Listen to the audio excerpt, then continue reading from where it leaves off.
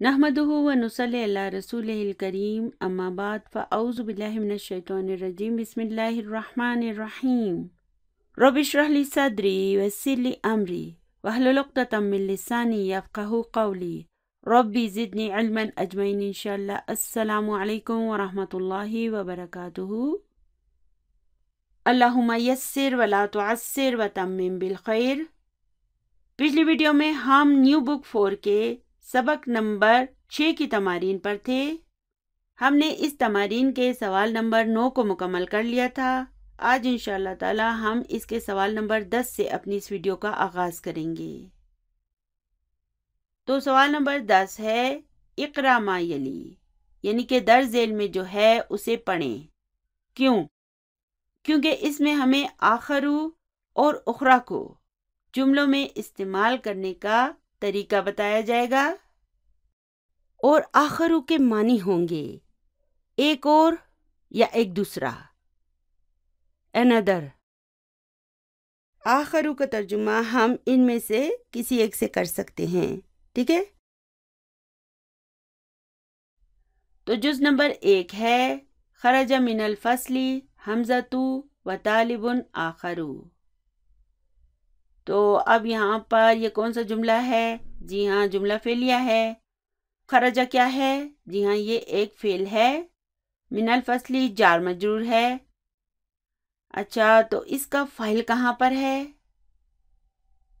देखें, हम इस जुमले को देखेंगे कि खरजा के बाद कोई मरफू इसम आया है।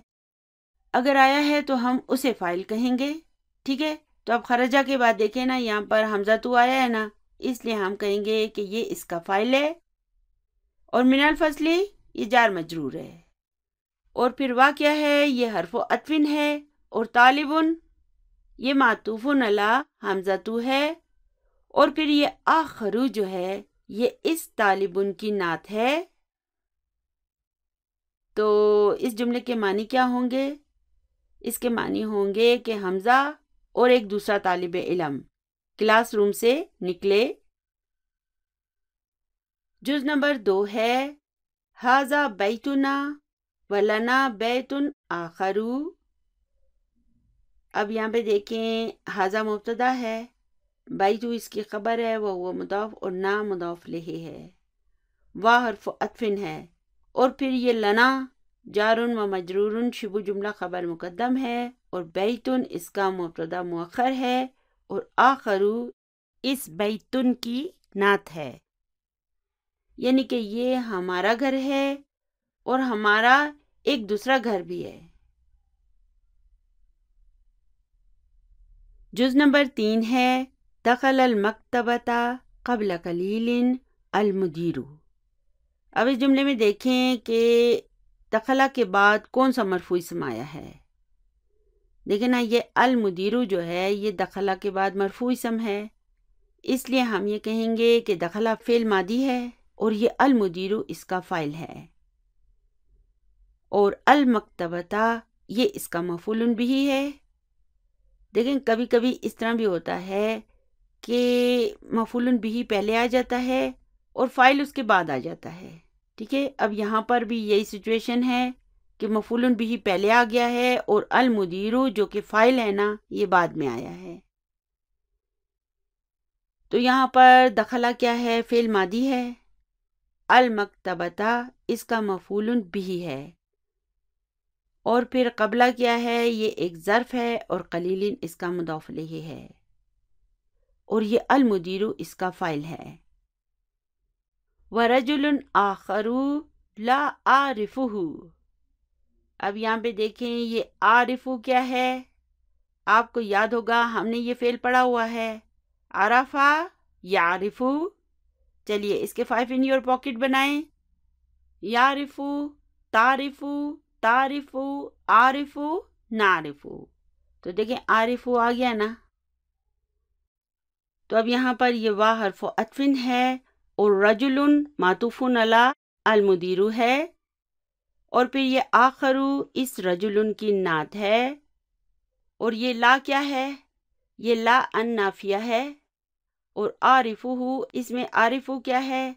फेलुन मुदारियुन मरफून बिद्दम्मा है الفاعل ضمیر مستتر و تقدیرہ انا، اور یہ ہو جو ہے یہ اس کا مفعول بھی ہے، یعنی کہ پرنسپل اور ایک اور آدمی جسے میں نہیں جانتا کچھ دیر پہلے وہ لائبریری میں داخل ہوئے تھے۔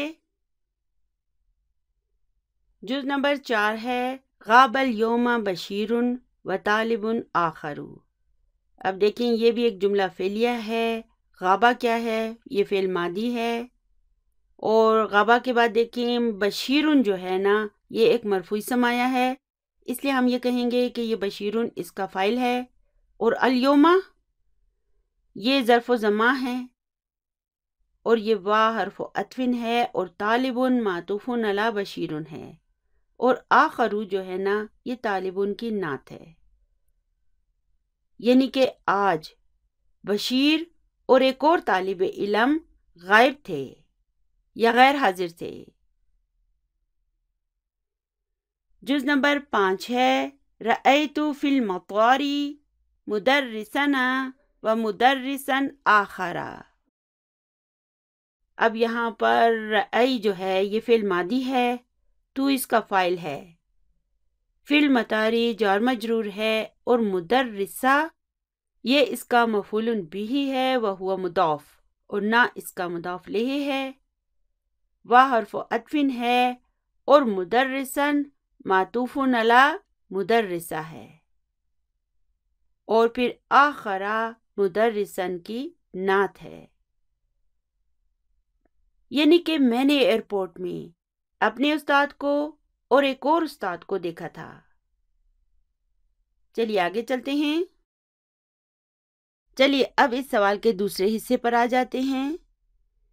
پہلے حصے میں ہم نے آخرو کو جملوں میں استعمال کرنے کا طریقہ سیکھا تھا، اور دوسرے حصے میں ہم اخرى کو جملوں میں استعمال کریں گے، اور ان دونوں میں فرق کیا ہے؟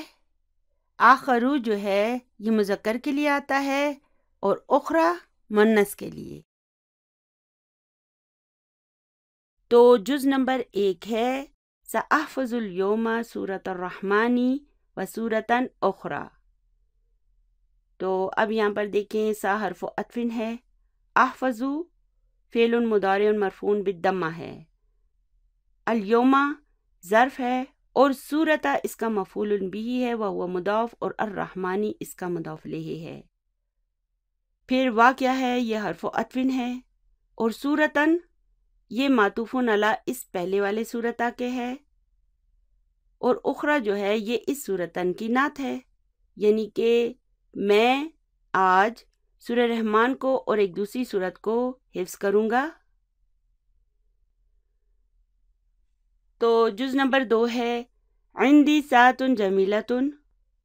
یہ آسان سا جملہ ہے، اسے انشاءاللہ تعالیٰ آپ خود انالائز کر سکتے ہیں۔ وَسَيَشْتَرِي لِي عَمِّي سَاعَةً أُخْرَى۔ اب یہاں پہ دیکھیں ساعتن کے لیے اخرى آیا ہے۔ اب یہاں پر سا حرف استقبال ہے، یشتری فعل مضارع ہے، لی جار مجرور ہے، اور امی میں جو امو ہے وہ اس کا فاعل ہے، وہ مضاف، اور یا متکلم اس کا مضاف الیہ ہے، اور یہ ساعتن جو ہے نا یہ مفعول بھی ہے۔ پھر یہ اخرى جو ہے یہ اس ساعتن کی نعت ہے، یعنی کہ میرے پاس ایک خوبصورت گھڑی ہے اور میرے چچا میرے لیے ایک دوسری گھڑی خریدیں گے۔ جز نمبر 3 ہے غابت امسی حفصۃ و طالبۃ اخرى۔ اب یہاں پر دیکھیں غابہ فعل ماضی ہے، تا تانیسی ہے، اور امسی کیا ہے؟ یہ ایک ظرف ہے، اور حفصۃ فاعل ہے۔ اب غابہ ایک ایسا فعل ہے نا کہ اسے مفعول بھی کی ضرورت نہیں ہوتی، اسے دیکھیں اس میں مفعول بھی موجود نہیں ہے، اور پھر طالبۃن جو ہے یہ معطوف علی حفصۃ ہے، اور اخرى طالبۃن کی نعت ہے، ٹھیک ہے؟ یعنی کہ کل حفصہ اور ایک دوسری طالبہ غائب تھیں، غیر حاضر تھیں۔ جز نمبر 4 ہے ہاتی تفاحۃ اخرى یا امی۔ اب یہاں پر دیکھیں کہ ہاتی جو ہے نا یہ فعل امر ہے، اور یہ یا جو ہے نا یہ اس کا فاعل ہے، تفاحتن یہ اس کا مفعول بھی ہے، اور اخرى اس تفاحتن کی نعت ہے، یعنی کہ اے میری امی مجھے ایک اور سیب دیں۔ جز نمبر 5 ہے رأیت فی المکتبی لیلہ و طالبتن اخرى۔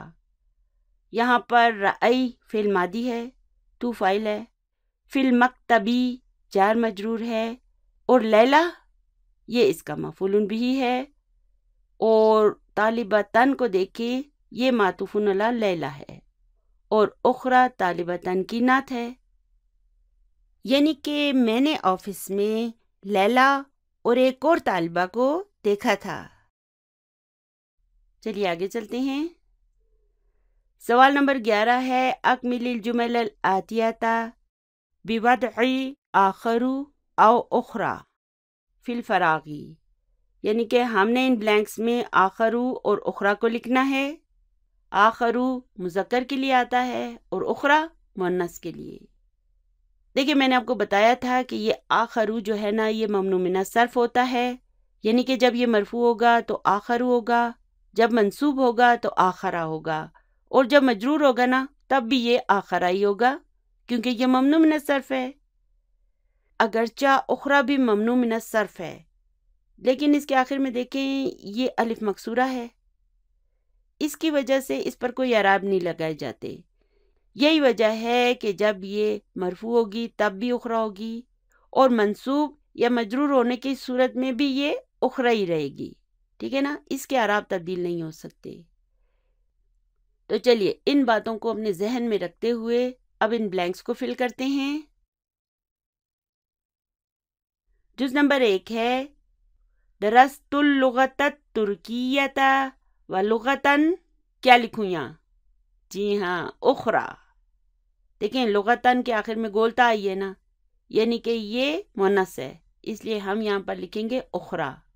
آخرو مذکر کے لیے آتا ہے اور اخرى مؤنث کے لیے، یعنی کہ میں نے ترکی زبان اور ایک دوسری زبان پڑھی ہے۔ جز نمبر 2 ہے کتبت رسالتاً الی ابی و رسالتاً بلینک الی امی۔ اب دیکھیں اس بلینک میں ہم کیا لکھیں؟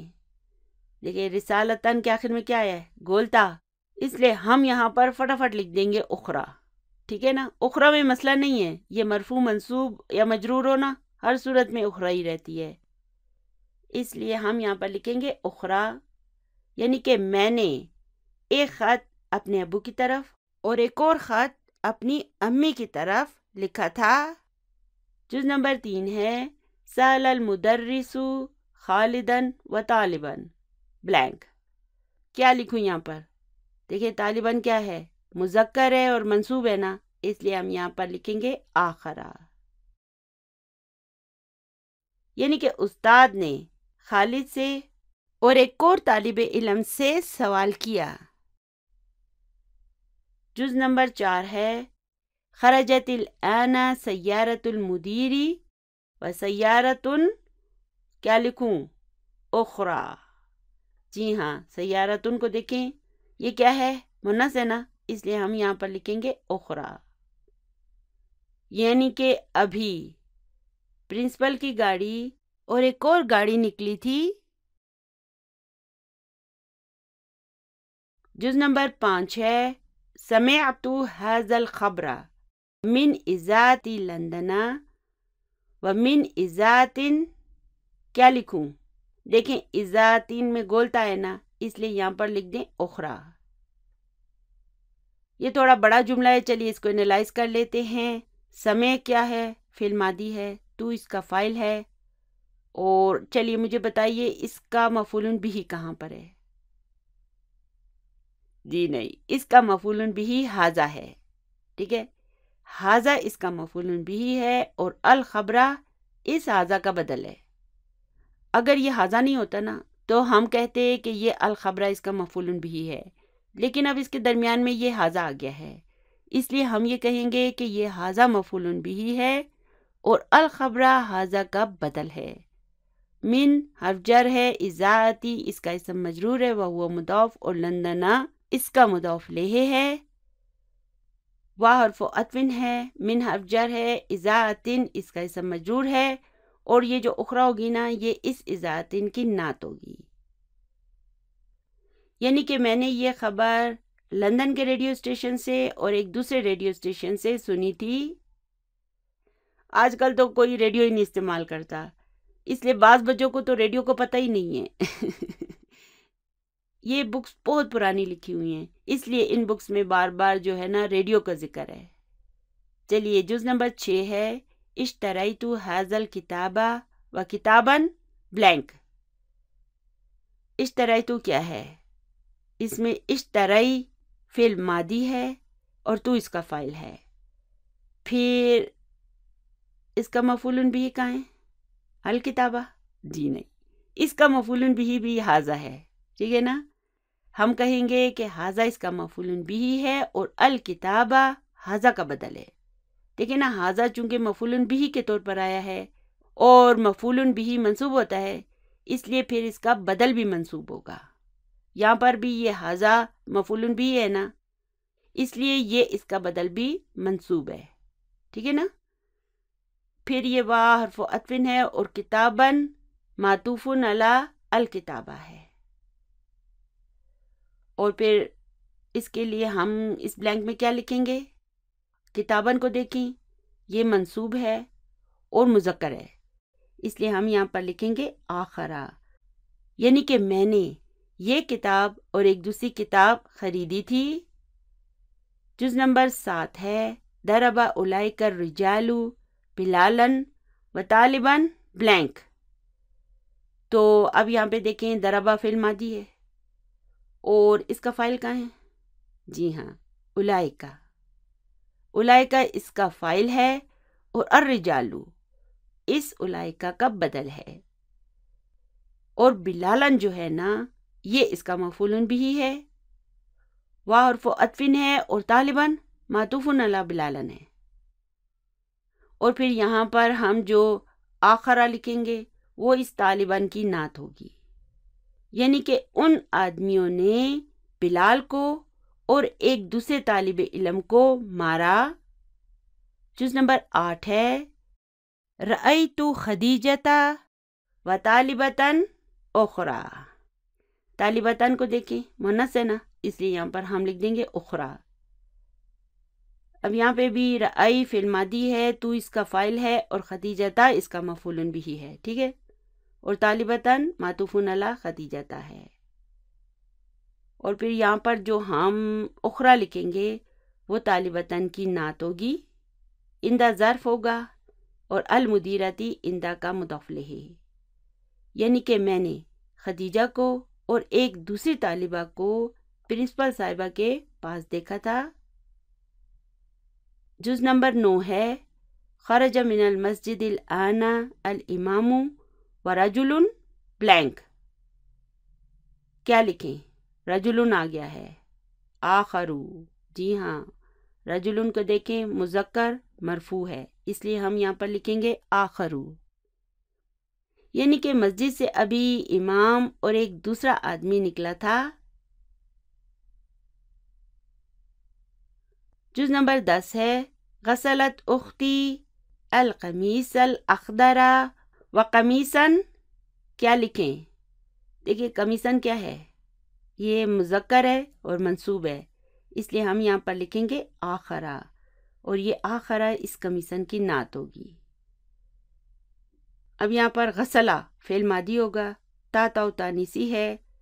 اس اختی میں جو اختو ہے وہ فاعل ہے، وہ مضاف، اور یا متکلم اس کا مضاف الیہ ہوگا، اور القمیصہ یہ اس کا مفعول بھی ہوگا، اور الاخضر القمیصہ کی نعت. پھر واہ حرف عطف ہوگا اور قمیصاً معطوف علی القمیصہ ہوگا، اور آخرہ اس قمیصاً کی نعت ہوگا. یعنی کہ میری بہن نے سبز قمیض اور ایک دوسری قمیض دھوئی. چلیے اب سوال نمبر 12 پر آ جاتے ہیں. سوال نمبر 12 ہے تأمل الامثلۃ ثم اکمل الجمل الآتیۃ بوضع ذو او ذا فی الفراغی، یعنی کہ پہلے ہم نے مثالوں پر غور کرنا ہے اور پھر زو یا زا کو بلینکس میں لکھ کر جملوں کو مکمل کرنا ہے۔ دیکھیں زو کے معنی کیا ہوتے ہیں؟ زو کے معنی اردو میں ہم کہیں گے والا۔ ہم کہتے ہیں نا داڑھی والا، اینک والا، تو یہ والا جو ہے نا یہ زو ہوتا ہے۔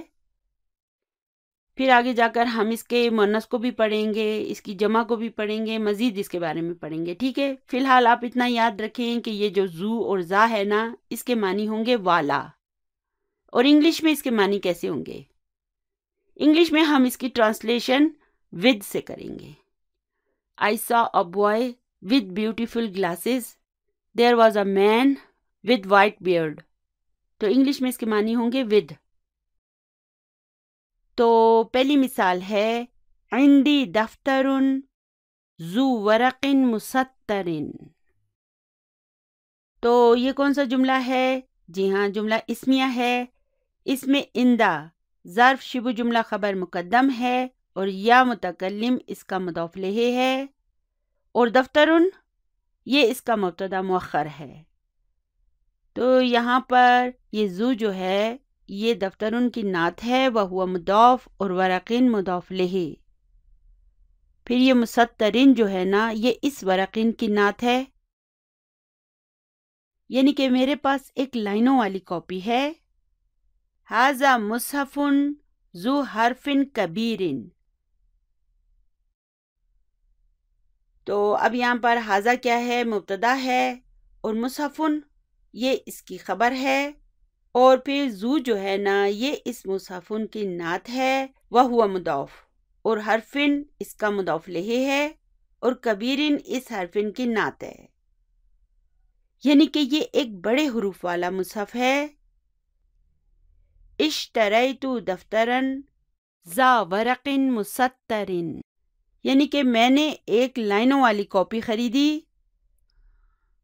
اب یہاں پہ دیکھیں کہ اشتری فعل ماضی ہے، تو اس کا فاعل ہے، اور دفترن جو ہے نا یہ اس کا مفعول بھی ہے، اور یہاں پر یہ ذا جو ہے نا چونکہ یہ دفترن کی نعت ہے اس لیے دیکھیں یہ بھی منصوب ہے، اور منصوب ہونے کی صورت میں اس کے آخر کا یہ جو واو تھا نا یہ الف میں تبدیل ہو جاتا ہے، تو یہ ذا بن جاتا ہے۔ تو یہ ذا جو ہے یہ اس دفترن کی نعت ہے، وہو مضاف، اور ورقن اس کا مضاف الیہ ہے، اور پھر مسطرین جو ہے اس ورقن کی نعت ہے، یعنی کہ میں نے ایک لائنوں والی کاپی خریدی۔ آگے ہے اریدو مصحفا ذا حرف کبیر۔ یہاں پر اریدو کیا ہے؟ فعل مضارع مرفوع بالضمہ ہے، اور اس کا فاعل الفاعل ضمیر مستتر وتقدیرہ انا، اور مصحفن پھر کیا ہے؟ یہ اس کا مفعول بھی ہے۔ اب یہ دیکھیں نا مصحفن کیا ہے؟ یہ منصوب ہے، اس لیے اس کی جو نعت ہے ذا یہ بھی منصوب ہے۔ اب یہاں پہ اوپر دیکھیں مصحفن جو تھا مرفوع تھا، تو اس کی نعت بھی مرفوع تھی، اور مرفوع ہونے کی صورت میں یہ ذو جو ہوتا ہے اس کے آخر میں واو آتا ہے، اور یہاں پر یہ مصحفن منصوب ہے، اور اس کی نعت جو ہے نا یہ بھی منصوب ہے، یہی وجہ ہے کہ یہ ذو سے ذا میں تبدیل ہو گئی ہے، ٹھیک ہے نا؟ منصوب ہونے پر اس کے آخر میں یہ الف آئے گا، اور یہ مضاف بھی ہے، اور حرفن اس کا مضاف الیہ ہے، اور کبیرین یہاں پر بھی حرفن کی نعت ہے، یعنی کہ مجھے ایک بڑے حروف والا مصحف چاہیے۔ جز نمبر 1 ہے عندی دفتر بلینک غلاف جمیل۔ تو اب یہاں پر کیا لکھوں؟ زو یا ذا؟ دیکھیں دفترن کیا ہے؟ مرفوع ہے نا، اس لیے ہم یہاں پر زو لکھیں گے۔ تو غلافن کا کیا مطلب ہے؟ کور۔ اردو میں بھی ہم غلاف کا لفظ استعمال کرتے ہیں نا، ہم کہتے ہیں یہ تکیے کا غلاف ہے۔ تو غلاف جو ہے نا وہ عربی زبان میں بھی کور کو کہتے ہیں، یعنی کہ میرے پاس ایک خوبصورت کور والی کاپی ہے۔ جز نمبر 2 ہے اریدو دفترن بلینک غلافن اخضرا۔ اب یہاں پہ دیکھیں دفترن کیا ہے، یہ منصوب ہے۔ کیوں؟ کیونکہ اریدو فعل مضارع ہے اور اس میں کون سا فاعل چھپا ہوتا ہے؟ انا۔ پھر دفترن کیا ہے؟ یہ اس کا مفعول بھی ہے۔ تو اب چونکہ دفترن منصوب ہے اس لیے اس کی نعت زو کو بھی ہم یہاں پر منصوب کر دیں گے، تو ہم یہاں پر لکھیں گے زا۔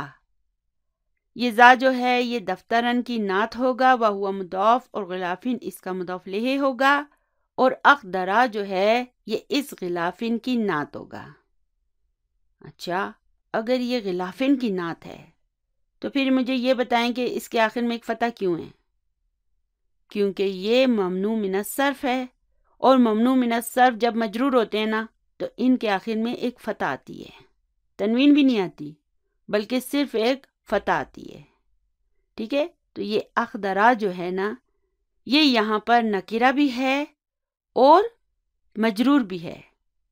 ٹھیک ہے، لیکن چونکہ یہ ممنوع من الصرف ہے اور نکرہ اور مجرور ہونے کی صورت میں اس کے آخر میں ایک فتح ہی آتی ہے۔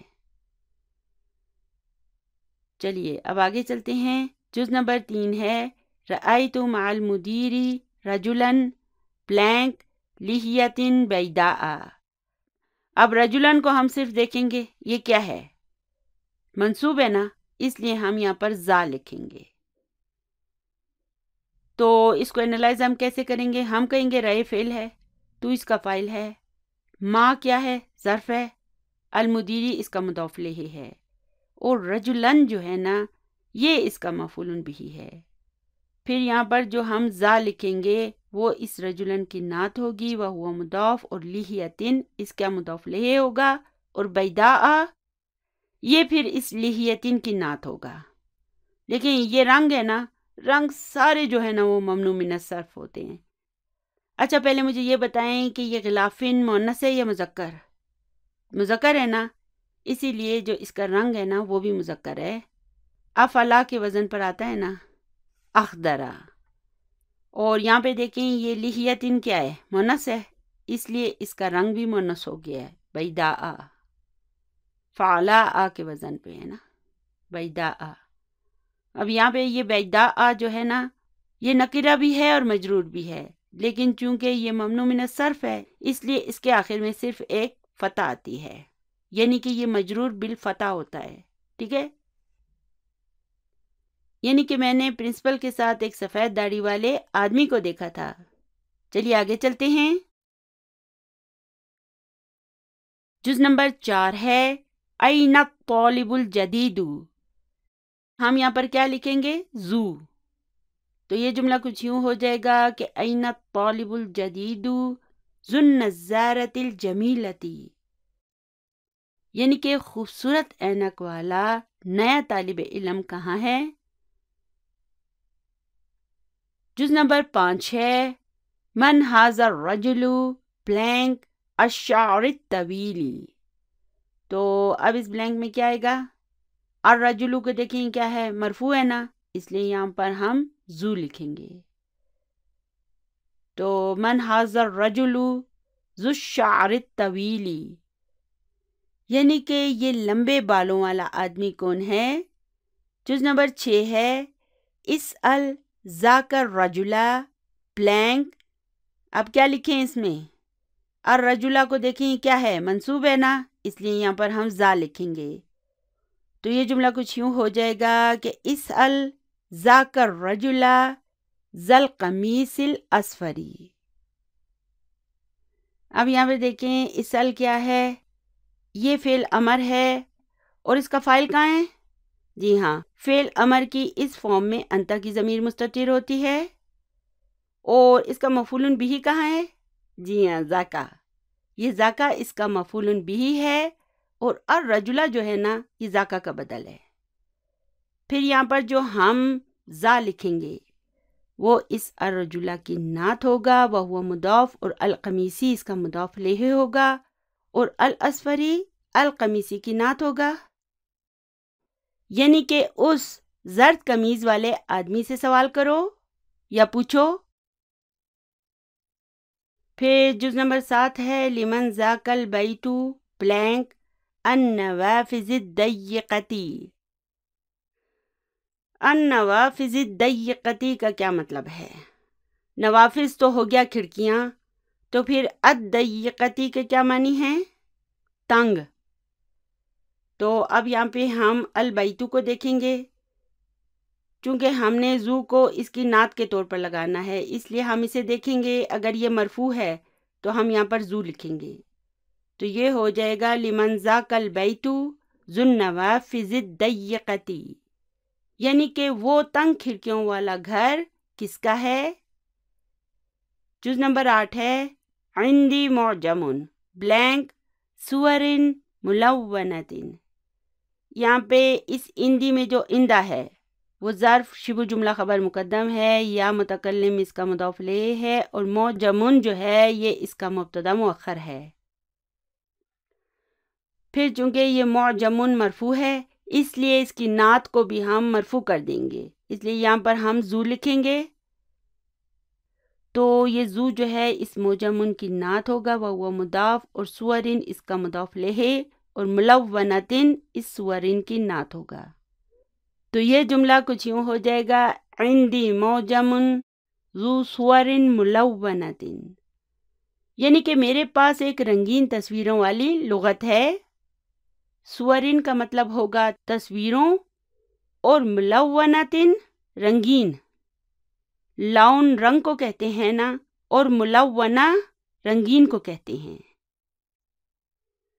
جز نمبر 9 ہے اشتریت معجما بلینک سور ملونۃ. اب یہاں پہ دیکھیں جملہ وہی ہے، لیکن اوپر دیکھیں یہ جملہ اسمیہ تھا اور یہ جملہ فعلیہ ہے. ٹھیک ہے، اب یہاں پر اندی کی جگہ اشتریتو آ گیا ہے. تو اب یہاں پر ہم کہیں گے کہ اشترائی فعل ماضی ہے، تو اس کا فاعل ہے، اور معجمن یہ اس کا مفعول بہ ہے. اور چونکہ مفعول بہ منصوب ہوتا ہے اس لیے اس کی نعت بھی منصوب ہوگی، اور یہاں پر ہم ذا لکھ دیں گے. تو یہ ذا جو ہے یہ اس کی نعت ہوگی، وہو مضاف، اور سورن اس کا مضاف الیہ، اور ملونتن سورن کی نعت. اچھا یہاں پہ دیکھیں کہ یہ سورن جو ہے یہ مذکر ہے نا، اس کے آخر میں گولتا نہیں ہے. تو پھر یہ ملونتن مؤنث کیوں ہے؟ کیونکہ کل جمع مؤنث، تو اس کے معنی ہوں گے میں نے ایک رنگین تصویروں والی لغت خریدی تھی. چلیے آگے چلتے ہیں. جز نمبر 10 ہے فی قریتنا مسجد بلینک منارت واحدۃ. تو اب یہاں پہ دیکھیں کہ مسجد کیا ہے؟ مرفوع ہے، اس لیے ہم یہاں پر کیا لکھیں گے؟ زو. تو یہ ہو جائے گا فی قریتنا مسجد ذو منارت واحدۃ، یعنی کہ ہمارے علاقے میں ایک مینار والی مسجد ہے. پھر ہے رأیت مسجدن، اب کیا لکھوں؟ ذا منارت واحدۃ. اب اوپر دیکھیں مسجدن کے خاطر ہم نے زو لکھا تھا، اور یہاں پر مسجدن کے خاطر ہم ذا لکھیں گے. دیکھیں باقی یہ بھی جملہ سیم ہے. اس جملے میں فی قریتنا تھا اور یہاں پر اس کی جگہ پر رأیتو لکھ دیا گیا ہے.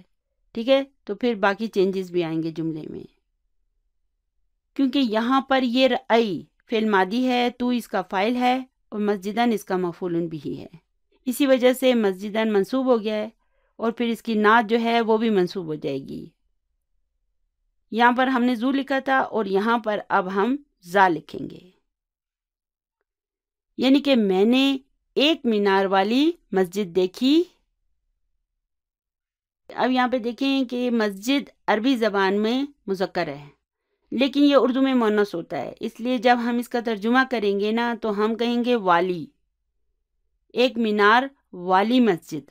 ٹھیک ہے، اس کی وجہ یہ ہے کہ جب ہم ترجمہ کرتے ہیں تو جس زبان میں ہم ترجمہ کرتے ہیں نا پھر اسی کے گرامر کو بھی ہم استعمال کرتے ہیں. ہم یہ نہیں کہیں گے ایک مینار والا مسجد، ہم کہیں گے ایک مینار والی مسجد. ٹھیک ہے. چلیے اب سوال نمبر 13 پر آ جاتے ہیں۔ تأمل الامثلۃ الآتیۃ لی مع الموصولۃ، یعنی کہ مع الموصولہ کے لیے درج ذیل مثالوں پر غور کریں۔ تو پہلی مثال ہے ماذا تأکل یا علی، یعنی کہ اے علی تم کیا کھا رہے ہو؟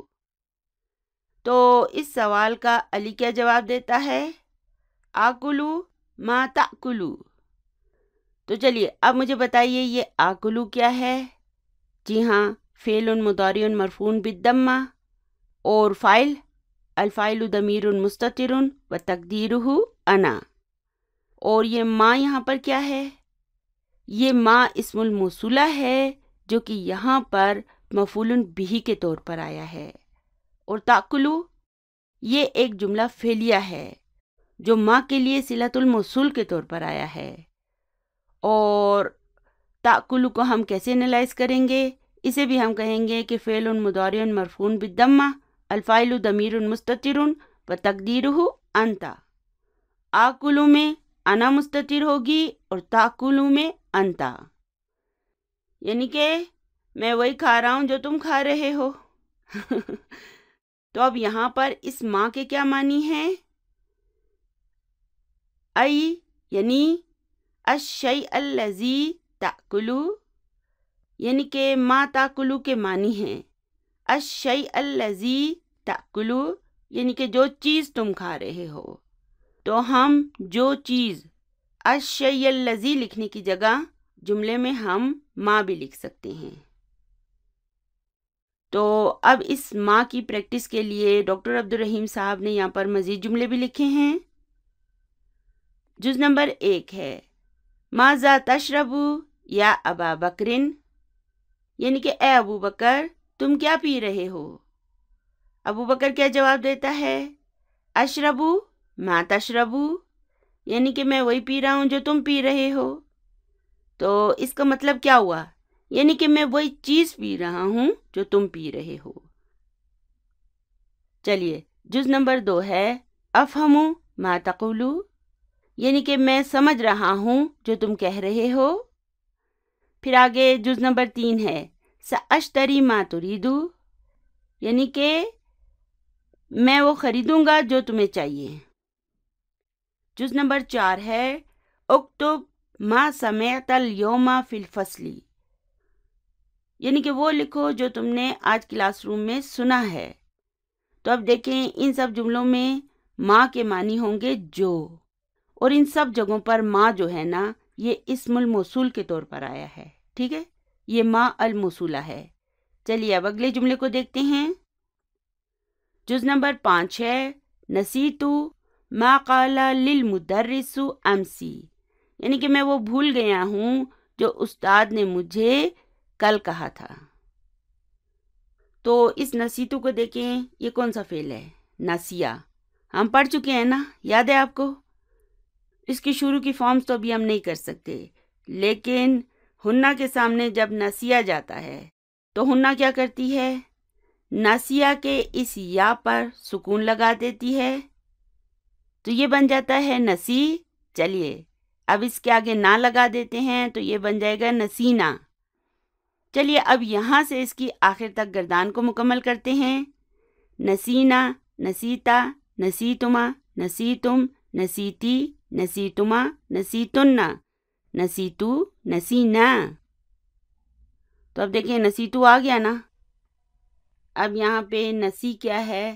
فعل ماضی ہے، تو اس کا فاعل ہے، اور ما یہ ما الموصولہ ہے جو کہ مفعول بہ کے طور پر آیا ہے، اور قال للمدرس امسی یہ ایک پورا جملہ فعلیہ ہے جو اس ما کے لیے صلۃ الموصول کے طور پر آیا ہے۔ پھر جب ہم اس صلۃ الموصول کو انالائز کریں گے تو ہم کہیں گے قالا کیا ہے؟ فعل ماضی ہے، لی کیا ہے؟ جار مجرور ہے، اور المدرس اس قالا کا فاعل ہے، اور امسی جو ہے یہ ایک ظرف ہے، یعنی کہ میں وہ بھول گیا ہوں جو کل مجھے استاد نے کہا تھا۔ امسی کے معنی ہوں گے کل۔ دیکھیں اردو میں یہ مسئلہ ہے کہ ہم یسٹرڈے کو بھی کل کہتے ہیں اور ٹمارو کو بھی کل کہتے ہیں، تو اس لیے آپ سمجھ لیں کہ امسی کے معنی ہوں گے یسٹرڈے، اور ٹمارو کو کیا کہیں گے؟ غدن۔ چلیے اب جز نمبر 6 ہے قال اللہ تعالی فی سورۃ الصف لما تقولون ما لا تفعلون، یعنی کہ اللہ تعالیٰ نے سورۃ صف میں فرمایا ہے کہ تم وہ کیوں کہتے ہو جو تم کرتے نہیں۔ ہم میں سے اکثر لوگوں کا یہی مسئلہ ہے، ہم جو کہتے ہیں نا وہ کرتے نہیں ہیں، اس لیے ہمیں ایسی بات نہیں کرنی چاہیے جسے ہم مکمل نہ کر سکیں۔ کم از کم ہمارا ارادہ ہونا چاہیے پکا، باقی سب تو اللہ کے ہاتھ میں ہے۔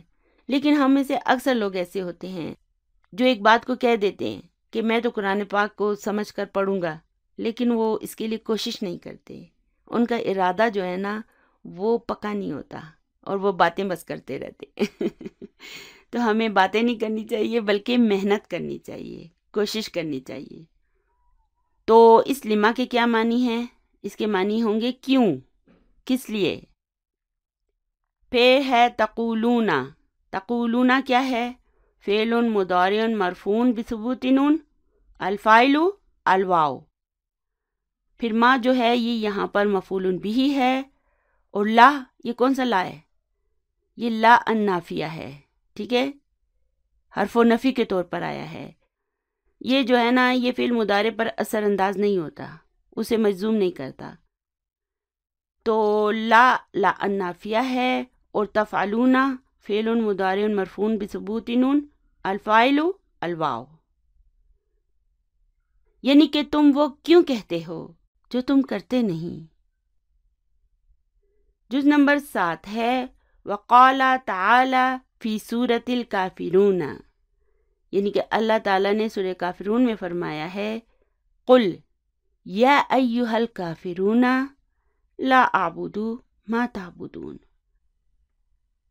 قل یا ایھا الکافرون، یعنی کہ کہہ دو اے کافرو، لا اعبد ما تعبدون، یعنی کہ میں نہیں عبادت کرتا جس کی تم عبادت کرتے ہو۔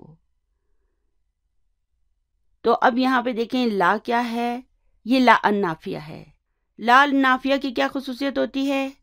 یہ فعل مضارع کو مجزوم نہیں کرتا، اس پر کوئی اثر نہیں ڈالتا۔ اور پھر ہم کہیں گے آبدو کیا ہے؟ فعل مضارع مرفوع بالضمہ، الفاعل ضمیر مستتر وتقدیرہ انا، اور ما یہ ما الموصولہ ہے جو یہاں پر مفعول بھی کے طور پر آیا ہے، اور تعبدون ایک جملہ فعلیہ ہے جو اس ما کے لیے صلۃ الموصول ہے۔ اور اس تعبدون کو ہم کیسے انالائز کریں گے؟ ہم کہیں گے فعل مضارع مرفوع بثبوت نون، الفاعل الواو، یعنی کہ کہہ دو اے کافرو، لا اعبد ما تعبدون، میں نہیں عبادت کرتا جس کی تم عبادت کرتے ہو۔ چلیے اب جز نمبر 8 ہے وقال تعالی فی سورۃ آل عمران، یعنی کہ اللہ تعالیٰ نے سورہ آل عمران میں فرمایا ہے سنکتب، ہم لکھ لیں گے، ما قالو، جو وہ کہتے ہیں۔ کتنی خطرناک بات ہے، لوگ نادانی میں اللہ کے بارے میں، نبی صلی اللہ علیہ وآلہ وسلم کے بارے میں کیا کیا باتیں اپنی طرف سے گڑھ لیتے ہیں، کیا کیا کچھ کہتے رہتے ہیں، لیکن وہ بھول جاتے ہیں کہ اللہ کے ہاں سب ریکارڈ لکھا جا رہا ہے۔ اس لیے ہمیں کوئی بھی بات کرنے سے پہلے یہ سوچ لینا چاہیے کہ اسے اللہ تعالیٰ لکھ رہا ہے۔ اللہ تعالیٰ آپ کو اور مجھے، ہم سب کو ہدایت دے، آمین ثم آمین۔ تو اس جملے میں سا کیا ہے؟ حرف استقبال ہے، اور نکتبو فعل مضارع مرفوع بالضمہ، الفاعل ضمیر مستتر وتقدیرہ نحن، اور ما کیا ہے؟ اسم الموصولہ مفعول بھی ہے، اور قالو یہ اس کا صلۃ الموصول ہے۔ قالو کیا ہے؟ قالو فعل ماضی ہے، اور یہ واو جو ہے یہ اس کا فاعل ہے، یعنی کہ ہم لکھیں گے جو وہ کہتے ہیں۔ سوال نمبر 14 ہے تأمل ما یلی، یعنی کہ درج ذیل پر غور کریں۔ چلیے غور کرتے ہیں۔ جز نمبر 1 ہے ما النافیۃ، ما عندی کتاب، میرے پاس کتاب نہیں ہے۔ ما فہمت الدرس، یعنی کہ مجھے سبق سمجھ نہیں آیا۔ ما ادری، میں نہیں جانتا۔ تو اب دیکھیں ان تمام جملوں میں یہ ما کیا ہے؟ یہ ما النافیۃ ہے، اور اس کے معنی کیا ہوں گے؟ نہیں۔ آپ دیکھیں نا کہ ان تمام جملوں میں نے ترجمے میں نہیں کہا، اس لیے یہاں پر آپ نہیں لکھ دیں۔ اس ما النافیہ کے معنی ہوں گے نہیں۔ پھر آگے ہے ما الاستفہامیۃ، یعنی کہ وہ ما جو کوشچن کرنے کے لیے استعمال کیا جاتا ہے، سوال کرنے کے لیے استعمال کیا جاتا ہے، اسے ہم کیا کہیں گے؟ ما الاستفہامیۃ۔ جیسے کہ ما ھذا، یہ کیا ہے؟ مسمکا، تمہارا نام کیا ہے؟ ماذا تکتبو، تم کیا لکھ رہے ہو؟ تو اب دیکھیں ان سب میں اس ما کے معنی میں نے کیا کیے؟ کیا۔ تو یہاں پر آپ کیا لکھ دیں، ٹھیک ہے؟ انگلش میں اس کے معنی ہوں گے واٹ۔ اچھا، اب یہاں پر تیسرا ما ہے ما الموصولۃ، ٹھیک ہے؟ یہ اب ہم نے اس سبق میں پڑھا تھا، فریش، ٹھیک ہے؟ اب اس کا جملہ کیا ہے؟ آکلو ما تاکلو، میں کھا رہا ہوں جو تم کھا رہے ہو۔ سأشتری ما تریدو، جو تمہیں چاہیے وہ میں خریدوں گا۔ لما تقولون ما لا تفعلون، تم وہ کیوں کہتے ہو جو تم کرتے نہیں ہو۔ تو اب دیکھیں ان سب جملوں میں اس ما کے کیا معنی ہیں؟ جو۔ اس کے معنی جو بھی ہو سکتے ہیں، جسے بھی ہو سکتے ہیں۔ انگلش میں اس کے معنی واٹ ہوں گے۔ تو الحمدللہ ابھی ہم نے ما کی یہ 3 اقسام پڑھ لی ہیں، مزید بھی ہیں وہ آگے جا کے ہم پڑھیں گے۔ چلیے آگے چلتے ہیں۔ سوال نمبر 15 ہے تأمل ما یلی، یعنی کہ درج ذیل پر غور کریں۔ ما ارید شیئا، یعنی کہ مجھے کچھ نہیں چاہیے۔ ما اکلت شیئا، میں نے کچھ نہیں کھایا، بہت بھوک لگی ہے۔ آگے ہے ما رأیت شیئا، میں نے کچھ نہیں دیکھا۔ ما فہمت شیئا، مجھے کچھ سمجھ نہیں آیا۔ استاد بیچارہ پڑھا رہا ہے لیکن شاگرد کہتا ہے مجھے کچھ سمجھ نہیں آیا۔ پتہ نہیں میں بھی جو پڑھاتی ہوں آپ لوگوں کو سمجھ آتا ہے کہ نہیں آتا۔ بس اللہ تعالیٰ میرے لیے بھی آسانی فرمائے اور آپ کے لیے بھی۔ چلیے اب آگے ہے نقول القرآن کتاب اللہ، یعنی کہ ہم کہتے ہیں کہ قرآن اللہ کی کتاب ہے۔ قرأت القرآن، میں نے قرآن پڑھا۔ احفظ القرآن، یعنی کہ میں قرآن پاک کو حفظ کر رہا ہوں۔ ونقول عندی 3 مصاحف، مصاحف مصحف کی جمع ہے۔ تو یعنی کہ ہم کہتے ہیں کہ میرے پاس 3 مصحف ہیں۔ دیکھیں ہم ایسے نہیں کہہ سکتے کہ میرے پاس 3 قرآن ہیں، ہم کہیں گے میرے پاس 3 مصحف ہے، قرآن ایک ہی ہے۔ اگر ہم کہتے ہیں کہ قرآن اللہ کی کتاب ہے، یا میں نے قرآن پڑھا، یا میں نے قرآن حفظ کیا، یہ جملے درست ہیں، یہ بالکل درست ہیں، لیکن ہم یہ نہیں کہیں گے کہ میرے پاس 3 قرآن ہیں، ہم کہیں گے میرے پاس 3 مصحف ہیں، ٹھیک ہے؟ قرآن پاک کی جو کاپی ہوتی ہے نا اسے مصحف کہتے ہیں۔ قرآن تو ایک ہی ہے جو اللہ تعالیٰ نے نازل کیا، پھر اس کی مزید کاپیاں ہم نے بنائی ہوئی ہیں تو اسے ہم مصحف کہیں گے، اگرچہ ہمارے پاکستان میں ہم اسے بھی قرآن کہہ دیتے ہیں، لیکن یہ صحیح نہیں ہے، ہمیں اسے مصحف کہنا چاہیے۔ پھر آگے ہے وضعت المصحف علی المکتبی، یعنی کہ مصحف کو میں نے میز پر رکھا ہے، ٹھیک ہے؟ وضعت کے کیا معنی ہے؟ میں نے رکھا ہے، اس میں وضع فعل ہے، تو فاعل ہے، اور المصحف مفعول بہ ہے، اور یہ علی المکتبی جار مجرور ہے، یعنی کہ میں نے قرآن پاک کو میز پر رکھا۔ اب یہاں پہ دیکھیں یہ مصحف واحد ہے اور مصاحفہ یہ اس کی جمع ہے۔ اقرأ من المصحف، یعنی کہ میں مصحف میں سے پڑھ رہا ہوں. تو ہمیں یہ سمجھایا جا رہا ہے کہ ان جملوں کی صورت میں ہم قرآن نہیں کہیں گے، ہم مصحف کہیں گے. اور اوپر یہ جو جملے ہیں نا، اس صورت میں ہم قرآن کا لفظ استعمال کر سکتے ہیں. چلیے آگے چلتے ہیں. جز نمبر 16 ہے تأمل ما یلی، یعنی کہ درج ذیل پر غور کریں. آپ ایک کام کریں، ادھر لکھ لیں. اس کے معنی ہو سکتے ہیں بغیر، نہیں، علاوہ. انگلش میں اس کے معنی ہوں گے without something, not, other than. جملوں میں یہ ان معنوں میں استعمال ہو سکتا ہے. اور جو یہ غیرو ہوتا ہے نا، یہ ایک اسم ہوتا ہے. یہ مبتدا، خبر، مفعول بہ کسی بھی صورت میں آ سکتا ہے، کیونکہ یہ ایک اسم ہوتا ہے. مضاف کے طور پر بھی آ سکتا ہے. ٹھیک ہے، تو چلیے اب اسے سمجھنے کے لیے ان جملوں کو پڑھتے ہیں. ھذا الورق مسطر، یعنی کہ یہ صفحہ لائنوں والا ہے. ھذا مبتدا ہے اور الورق اس کا بدل ہے اور مسطر یہ اس کی خبر ہے. پھر لکھا ہے وَھذا الورق غیر مسطر. اب یہاں پر وا حرف عطف ہے، ھذا مبتدا ہے اور الورق اس کا بدل ہے، اور غیر یہ یہاں پر خبر ہے، وہو مضاف، اور مسطر یہ اس کا مضاف الیہ ہے.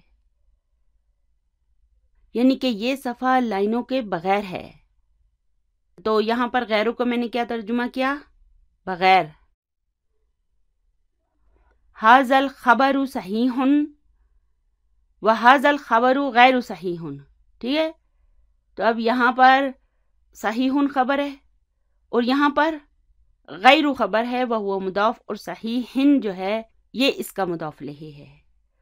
یعنی کہ یہ خبر صحیح ہے اور یہ خبر صحیح نہیں ہے. تو اب میں نے غیروں کا کیا ترجمہ کیا؟ نہیں. اب آگے ہے الکلمات الجدیدۃ. تو یہاں پہ دیکھیں پہلا لفظ ہے مصحف. مصحف کسے کہتے ہیں؟ قرآن پاک کی کاپی کو، اور اس کی جمع ہوگی مصاحف. پھر ہے حلوہ، یعنی کہ ٹافی، مٹھائی، اور اس کی جمع ہوگی حلاوہ. پھر ہے صفن، یعنی کہ لائن، قطار، اور اس کی جمع ہوگی صفوفن. پھر ہے قماشن، یعنی کہ کپڑا، اور اس کی جمع ہوگی اقمشتن، افعلتن کے وزن پر ہے. پھر ہے نموذجن، یعنی کہ نمونہ، سیمپل، اور اس کی جمع ہوگی نماذجو.